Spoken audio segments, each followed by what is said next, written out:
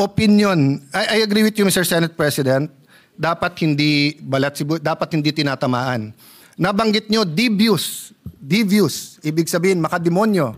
Yung plot na magkakaroon ng bagong Senate President. Unang-una, ang nagbanggit na mag-ingat sa coup ay kasama nyo sa majority nung Thursday dito. Hindi kami sa minority.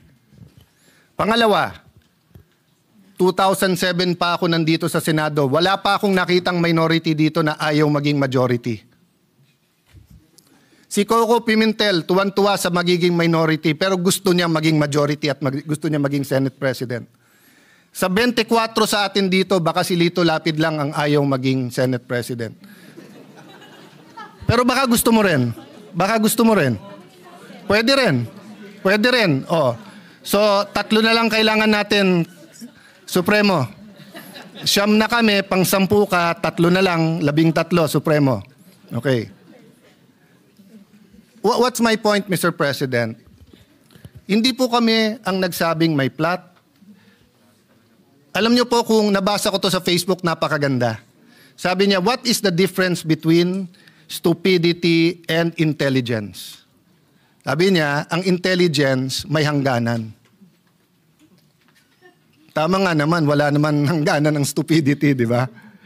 So tanong ko sa inyo, mga kasama ko, sa minority man majority, sinong tanga na magkuku tapos i-announce tapos ilalagay sa Facebook na may numero na sila?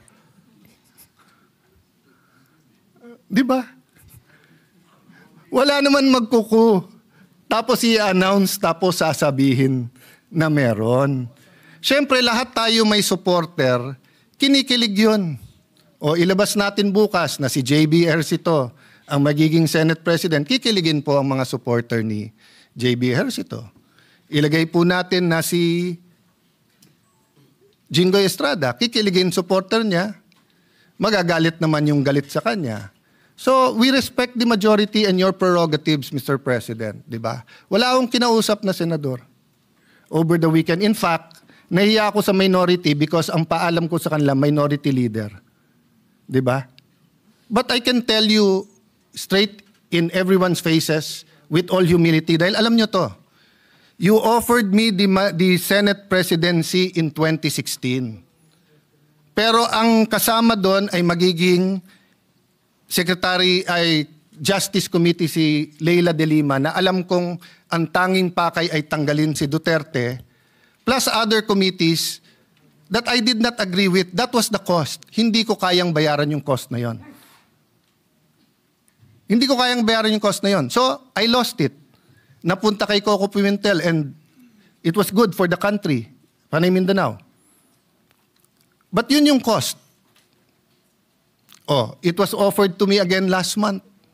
But sabi ko, hindi ko kayang saksakin sa likod. Kahit sa harap, hindi ko kayang saksakin si Chis Escudero. So humanap ng ibang kandidato. And I think, at this time, Senator Soto has a role to play. And he is Senate President. Diba? So if and when it is offered to me, it will be in terms that I can pay the cost. Kasi lahat yan may cost eh.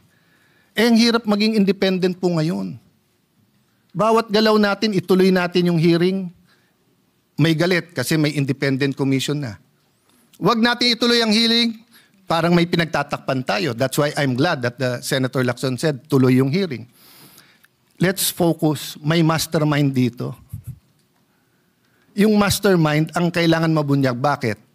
Kasi kung hindi uulitin. Pangalawa po, may kultura, naging madali sa mastermind kasi kultura nating corruption.